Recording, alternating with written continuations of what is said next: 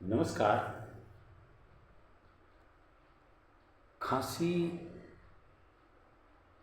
अगर आपको किसी भी प्रकार से खांसी है तो खांसी को ठीक करने के लिए मुलेठी 1 इंच मुलेठी ले लें। उसको शहद में डुबो लें। डुबो करके उसको चूसें।